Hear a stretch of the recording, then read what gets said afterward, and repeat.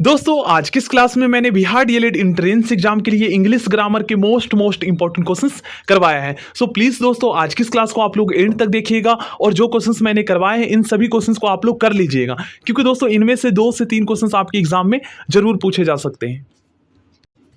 देखिए इस सेंटेंस में दोस्तों डैश के स्थान पर हमारा कौन सा हेल्पिंग वर्ब यूज होगा ये आपको बताना है।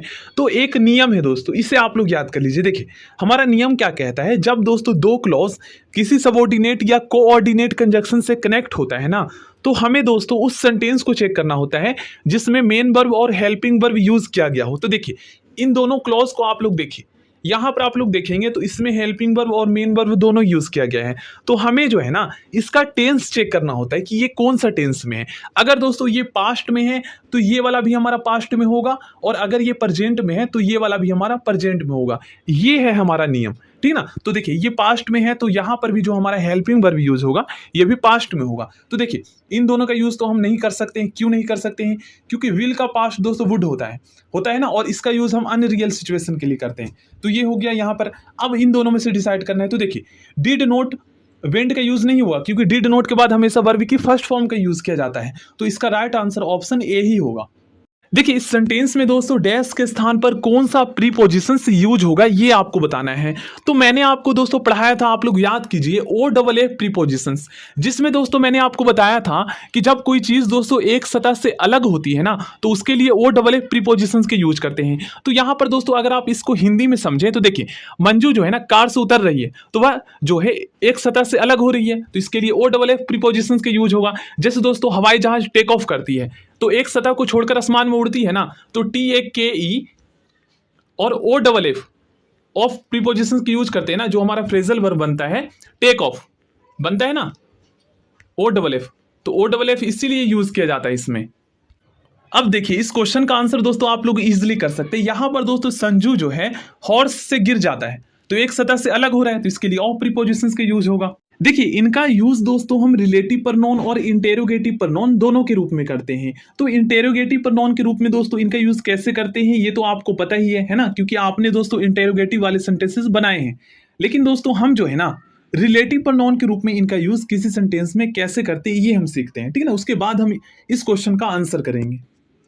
देखिए हु एंड हुम का यूज दोस्तों किसी सेंटेंस में हम रिलेटिव प्रोनाउन के रूप में लिविंग थिंग के लिए करते हैं, और दोस्तों विच का यूज जो है ना हम नॉन लिविंग थिंग के लिए करते हैं। लेकिन दोस्तों डैट एक ऐसा हमारा रिलेटिव प्रोनाउन है जिसका यूज दोस्तों हम living thing and non living thing दोनों के लिए करते हैं।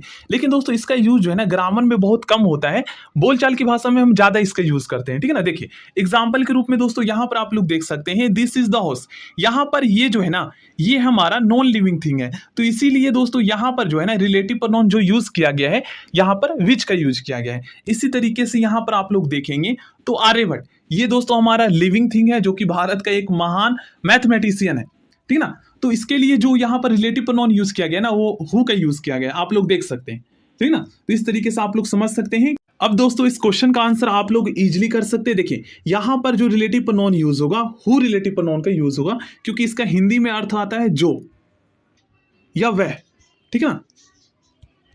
देखिए इस क्वेश्चन में दोस्तों हम कौन सा रिलेटिव प्रोनाउन का यूज करेंगे। सबसे पहले जो है ना हम इस सेंटेंस को हिंदी में समझते हैं, ठीक ना, क्या अर्थ आ रहा है। देखिए the man dash wallet was stolen called the bodyguard. अब दोस्तों यहाँ पर जो है ना हिंदी में अगर मान लीजिए हम यहाँ पर डैश के स्थान पर इन चारों में से कोई एक रिलेटिव प्रोनाउन को रख कर देखते हैं, मान लीजिए विच रखते हैं, तो विच का यूज क्यों नहीं होगा, क्योंकि यहाँ पर लिविंग थिंग है तो ये तो नहीं होगा। अब इन तीनों में हमें डिसाइड करना है, तो हु का हो सकता है। लेकिन दोस्तों यहाँ पर जो है ना एक यहाँ पर अपवाद है, आपको समझना पड़ेगा। देखिए जब एक व्यक्ति के किसी चीज से रिलेशन का पता चले ना, पोजेशन का, तो फिर वहां पर हम हुज का यूज करते हैं ना कि हु का, ठीक है। तो यहाँ पर हुज का यूज होगा। देखिए एग्जाम्पल के रूप में आप लोग यहाँ पर समझ सकते हैं। देखिए इस सेंटेंस में दोस्तों डैश के स्थान पर हम कौन सा कंजक्शन यूज करेंगे ये हमें बताना है। तो देखिए नॉट ओनली के बाद दोस्तों हम हमेशा जानते हैं बट ऑल्सो का यूज किया जाता है, तो यहाँ पर बट ऑल्सो तो है नहीं, तो ओनली अकेले ये यूज नहीं होता, ठीक ना। अब नाइदर के बाद दोस्तों हम और का यूज करते हैं, और आयदा के बाद हम और का यूज करते हैं, तो इन दोनों का यूज भी नहीं हुआ क्योंकि है नहीं यहाँ पर और नोर, ठीक ना। तो देखिए यहाँ पर हम बोथ कंजक्शन का यूज करेंगे, क्योंकि बोथ के बाद हमेशा एंड कंजक्शन का यूज होता है, तो इससे हम पहचान सकते हैं कि यहाँ पर बोथ का यूज होगा। देखिए इस सेंटेंस में दोस्तों डैश के स्थान पर हम वर्किंग का यूज करेंगे। अब क्यों करेंगे दोस्तों? तो दोस्तों कुछ प्रीपोजिशंस ऐसे होते हैं ना जिसके बाद दोस्तों हम हमेशा अगर वर्ब का यूज करते हैं ना तो वर्ब की फिफ्थ फॉर्म का यूज होता है, मतलब आईएनजी वाला। अब देखिए कौन कौन से प्रीपोजिशंस है मैं आपको बता देता हूं, प्लीज दोस्तों आप लोग लिख लीजिएगा। देखिए एक होता है दोस्तों हमारा एट, एक होता है हमारा बिफोर, ठीक ना, इन होता है, ऑन होता है, उसके बाद दोस्तों हमारा बाई होता है। ये सारे प्रीपोजिशंस है जिसके बाद अगर कोई वर्ब का यूज किया जाता है तो हमेशा आईएनजी वाला वर्ब लगता है, ठीक ना, फिफ्थ फॉर्म का यूज होता है।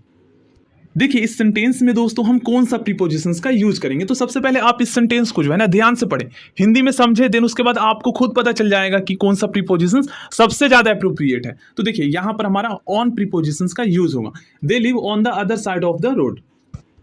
देखिए इस सेंटेंस में दोस्तों डैश के स्थान पर हम दूरी जानने के लिए जो है ना हाउ फार का यूज करते हैं। हाउ मच का यूज दोस्तों हम क्वांटिटी जानने के लिए करते हैं, और हाउ लॉन्ग का यूज हम टाइम जानने के लिए करते हैं, समय जानने के लिए करते हैं कि कितना टाइम लगा। और हाउ मैनी का यूज दोस्तों हम संख्या जानने के लिए करते हैं, ठीक है ना। और हाउ मैनी का यूज जो है हमेशा प्लूरल काउंटेबल नाउन के पहले होता है, ये आप लोग याद कर लीजिएगा।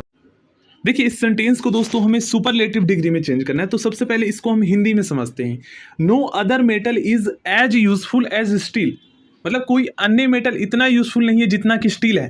तो इसका सुपरलेटिव डिग्री कैसे बनता है, तो सिंपली हम इनमें ऑप्शंस में से ही चेक कर लेते हैं। देखिए सेकंड वाला ऑप्शन जो बी है ये गलत है क्योंकि यहाँ पर वॉज का यूज किया गया जबकि हमारा सेंटेंस प्रेजेंट में है, ठीक ना। अब ये वाला आप देखेंगे तो थर्ड ऑप्शन भी गलत है क्योंकि यहाँ पर कंपैरेटिव डिग्री का यूज किया गया है। और ये आप लोग देखेंगे तो फुलेस्ट यूजफुल का थोड़ी ना दोस्तों सुपरलेटिव डिग्री जो है फुलेस्ट होता नहीं होता है ना, तो ये भी गलत हो जाएगा। तो ऑप्शन ए ही हमारा राइट आंसर होगा क्योंकि steel is the most useful metal, यहाँ पर द मोस्ट जो है सुपरलेटिव है ना।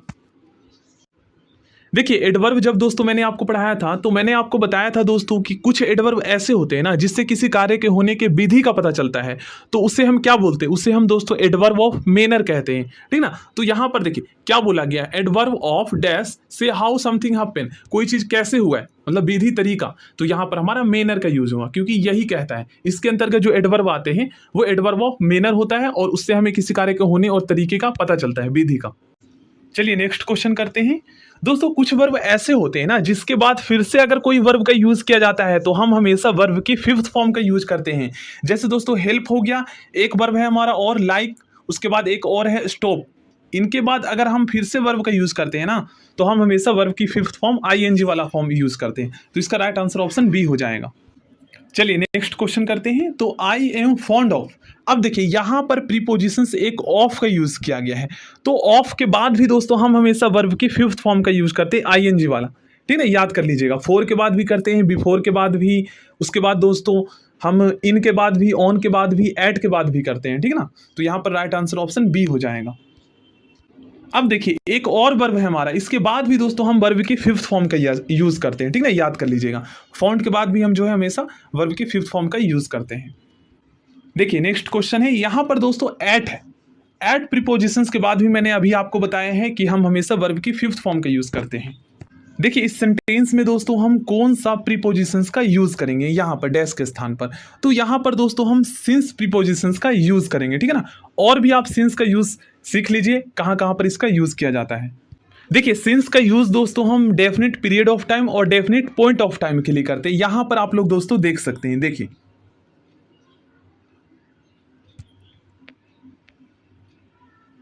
इन सभी को आप लोग याद कर लीजिएगा, ये काफी इंपॉर्टेंट है। चलिए नेक्स्ट क्वेश्चन करते हैं। तो यहां पर डैश के स्थान पर हमारा कौन सा वर्ब का यूज होगा, ठीक है ना। तो देखिए यहां पर फेड अप का मतलब होता है दोस्तों उब जाना। अब इसके बाद आप लोग देखेंगे ना तो विद प्रीपोजिशंस का यूज किया गया है, तो इसके बाद भी दोस्तों हम वर्ब की फिफ्थ फॉर्म का यूज करते हैं।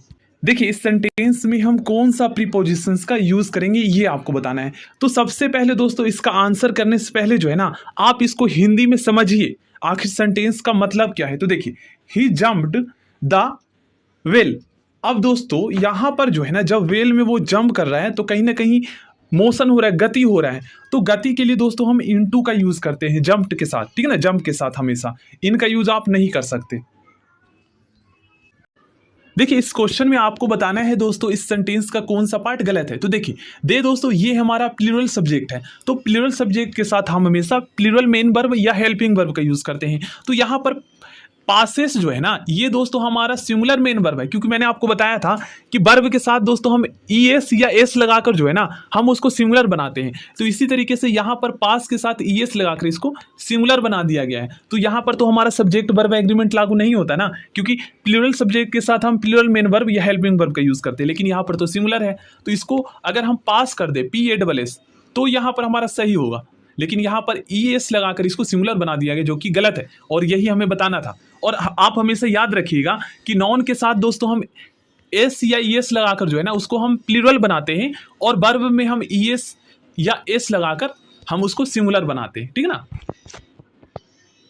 So thank you friends, next class में मिलते हैं। प्लीज़ दोस्तों आप लोग इस वीडियो के लिए लाइक कीजिएगा और सब्सक्राइब भी आप लोग कर लीजिएगा चैनल को।